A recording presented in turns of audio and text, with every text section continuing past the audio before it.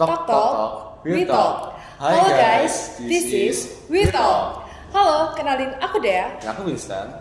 Nah, kali ini kita akan ngebahas gimana sih caranya supaya kita bisa ngebikin orang yang ada di sekitar kita ngerasa nyaman dengan kita.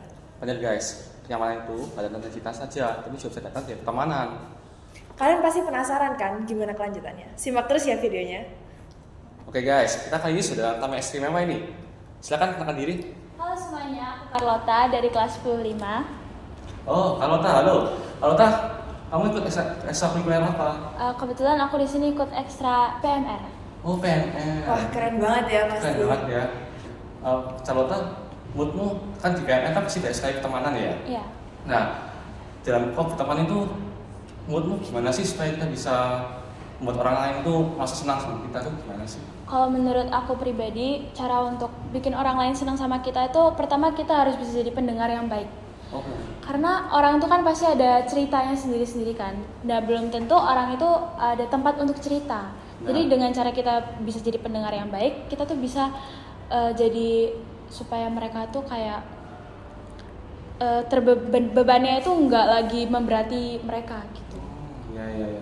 Bener sih ya, kalau kita juga mikir bahwa kalau kita membuat orang nyaman dan nyaman, kita pasti orang itu sudah kayak merasa, aduh, nggak enak ngomong sama kita nih, ini nggak bisa sama dia lah, gitu.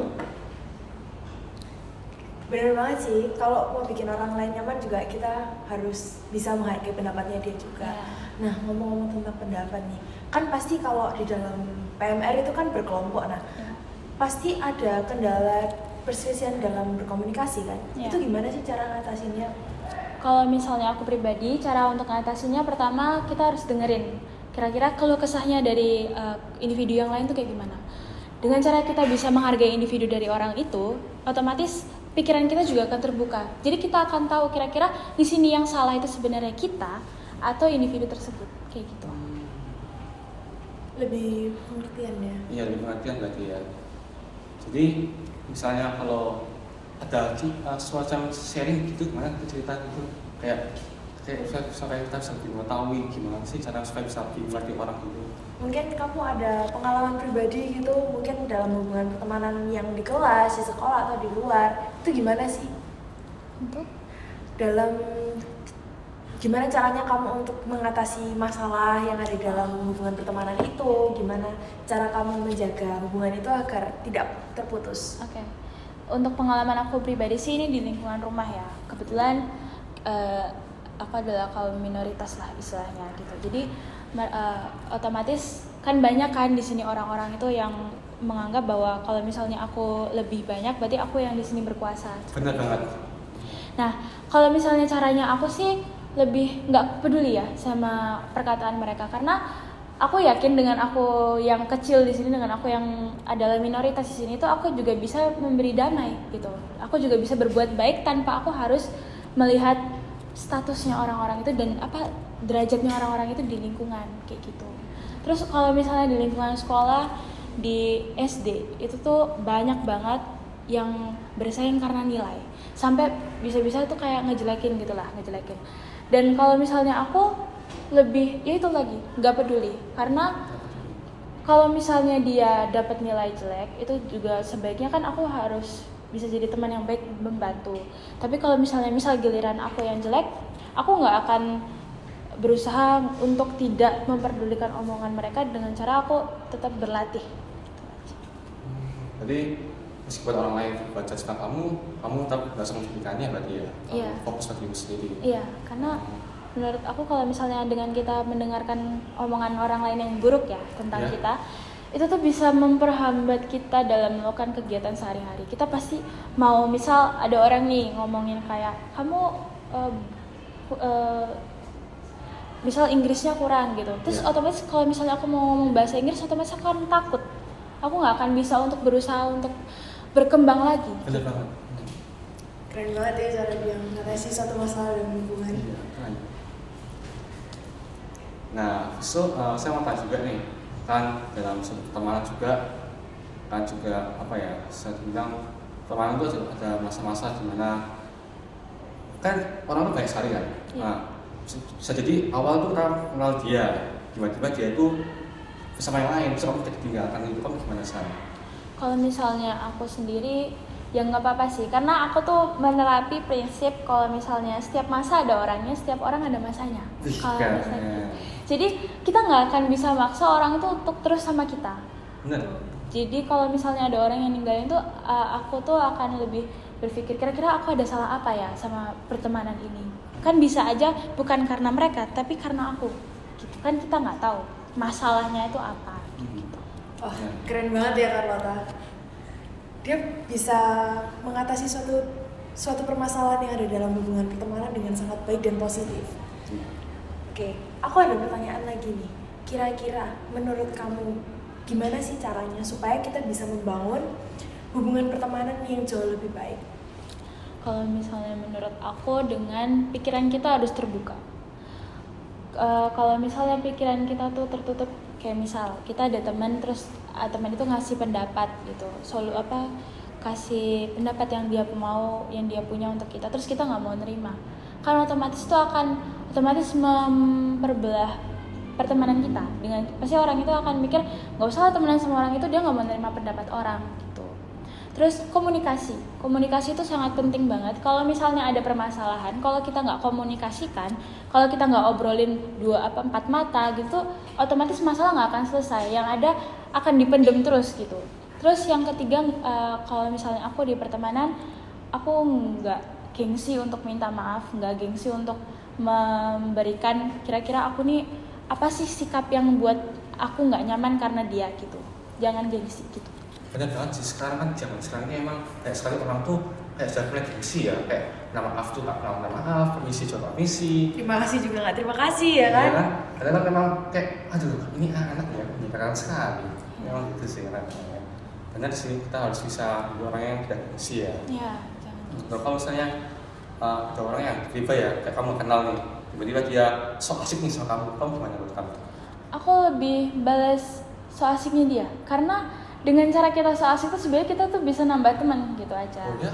Ya, karena menurut aku ada orang yang dia itu berusaha untuk nyari teman, cuman dia nggak tahu caranya kayak gimana, dia malu untuk berkenalan, akhirnya dia so asik sama orang gitu. Iya. Tapi dengan satu catatan, so asiknya kita juga harus memperhatikan kira-kira dia tuh nyaman nggak sih sama sikap kita yang kayak gini gitu. Oh iya, karena kadang ada orang yang apa ya terlalu berlebihan ya Iya. kesannya. Iya, apalagi baru kenal kan, nggak mungkin sampai bahas yang pribadi-pribadi. Iya.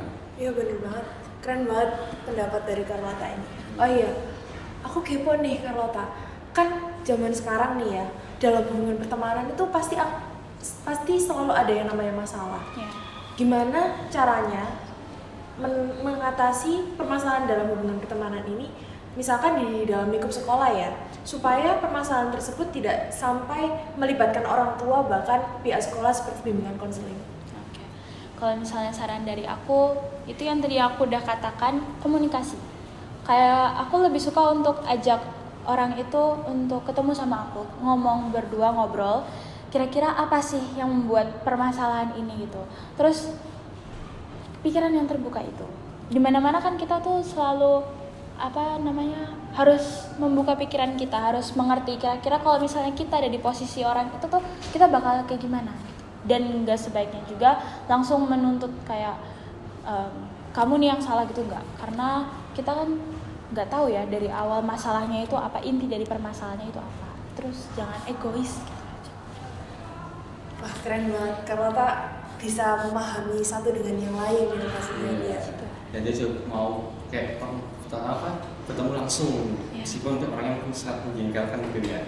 Iya, bahkan dia bisa gampang akrab banget ya sama orang yang bahkan baru banget dia kenal. Wah keren banget, karena dari kita mungkin teman-teman yang ada di rumah juga ya, mungkin kebanyakan dari kita juga masih sering banget nih kurang bisa bergaul dengan orang baru, mungkin karena kebanyakan introvert ya. Ya, aku jangan takut ya. Takut ditolak. Ngomongin introvert ekstrovert ya, kita kepo deh. Carlota ini sebenarnya ekstrovert atau introvert sih? Kalau misalnya aku pribadi introvert, tapi aku nggak mau introvert itu tuh menjadi penghalang buat aku. Kayak mau nggak mau aku harus bisa lawan rasa malu aku untuk kenalan sama orang baru dengan agar aku tuh bisa dapat teman yang banyak, aku bisa berrelasi lah dengan semuanya gitu dengan baik gitu. Hebat banget kak. Iya, biasanya orang-orang kan sudah mulai takut ya, awal-awal saya takutnya ditolak gitu kan ya. Ya. Oh ya, ini saya sudah. Nah, daripada kita boring nih ya ngobrol-ngobrol terus, coba kita seru-seruan dulu. Mau nggak? Mau. Yuk, Oke. kita seru-seruan ya. Ya, Jadi di kalau- sini kita punya tebak-tebakan nih buat kamu. Kalau kamu kalah, kamu harus jujur. Oke. Oke. Oke, tebak-tebakannya seru nih. Jadi, kira-kira menurut kamu apa benda yang punya banyak mata tapi dia tidak bisa melihat? Apa ya? Yang baik mata yang bisa. Otak mungkin ya. Salah. Karena jawabannya itu buku. Oh. Karena buku itu bisa diibaratkan seperti jendela dunia. Jadi dia bisa memberikan kita banyak wawasan yang kita tidak ketahui di dunia luar. Nah, berhubung Carlota salah jawabnya, jadi Carlota harus jujur. Oke. Oke, kita ada pertanyaan nih Carlota. Boleh nggak kamu sharing ke kita nih sama teman-teman yang ada di rumah? Kira-kira apa sih kenangan ataupun pengalaman terindah yang pernah kamu punya sama teman-teman kamu? Entah itu di rumah, di sekolah, maupun dimanapun. Mau ceritain nggak? Silakan. Boleh. Kalau kenangan terindah aku waktu pergi ke Bali untuk perpisahan kelas 9 kemarin. Menurut aku tuh di situ tuh banyak, kan kita nggak tahu nih sebelumnya kira-kira kebiasaannya dia itu seperti apa. Kita hanya tahu dia ketemu di sekolah atau bahkan kalau mungkin kerja kelompok gitu. Tapi pengalaman paling seru itu aku jadi lebih kenal teman aku sendiri. Jadi aku tuh juga kaget karena teman yang biasa aku bilang paling deket, aku juga baru tahu karena dia itu ada kebiasaan yang baru kayak gitu. Jadi kayak misalnya teman aku nih yang biasanya dia nggak suka makan, terus ternyata malam-malam dia suka lapar nih cari makan kayak gitu. Terus yang lain tuh juga waktu ke pantai. Ke pantai itu kita bisa main air bareng-bareng kan. Kebetulan aku orangnya suka banget kan sama pantai. Jadi aku jadi suka banget, makin suka lagi sama pantai karena aku bisa punya kenangan baru sama teman-teman aku. Wah, seru banget ya. Itu luar biasa ceritanya ya. Mungkin kapan-kapan kalau Carlota ke Bali kita ikut kali ya. Biar makin seru. Boleh. Oke. Kita lanjut ke tebak-tebakan yang selanjutnya. Jadi apa yang selalu datang tapi tidak pernah tiba? Apa ya? Sorry. Apa itu ayo? Bukan mantan ya. Apa yang selalu datang tapi tidak pernah Tiba. apa ya? Nggak tahu. Nyerah? Nyerah. Ayo coba. Oke. Jawabannya besok. Tahu nggak kenapa Ya, besok? Ya, paham. Ah, pinter. Ternyata Carlota pinter banget ya. Tadi kalah di Carlota-nya. Aduh. Ya, sayang banget. Oke, aku punya pertanyaan lagi nih. Kalau misal kamu itu dapat kesempatan untuk bisa merubah suatu hal di dalam hubungan pertemanan kamu itu, kira-kira apa sih yang pengen bisa kamu rubah? Kalau misalnya yang pengen bisa aku rubah itu lebih ke sifatnya aku ya, karena kita kan pasti punya sisi baik sisi buruknya. Nah aku tuh ada beberapa sifat-sifat buruknya yang aku tuh pengen banget ubah ke teman-teman aku supaya teman-teman aku tuh lebih nyaman gitu berteman sama aku. Ya, bukannya kalau misalnya diubah itu membuat kamu nggak bisa jadi dirimu sendiri ya? Sebenarnya ada sisi dimana kita nggak bisa jadi diri sendiri, tapi ada sisi yang iya. Karena dengan kita mencoba hal baru, dengan kita mengubah suatu hal tuh, menurut aku kita tuh bisa lebih mengenal diri kita sendiri. Karena kalau misalnya kita nggak mengubah suatu hal, itu belum tentu kita itu adalah diri kita sendiri. Kayak misal nih, aku nggak pernah, aku tuh kayak misal malas belajar. Terus aku nggak pernah mau ngubah rasa malas aku. Kan belum tentu aku tuh kerjain ulangan itu tuh langsung 100. Kalau misalnya aku ubah mindset aku jangan males, bisa aja ulangan aku jadi 100. Kayak gitu. Jadi yang gibah itu lebih ke arah yang positif ya. Ya, ke arah Ya. yang positif. Oke. Jadi nggak menutup kemungkinan bahwasanya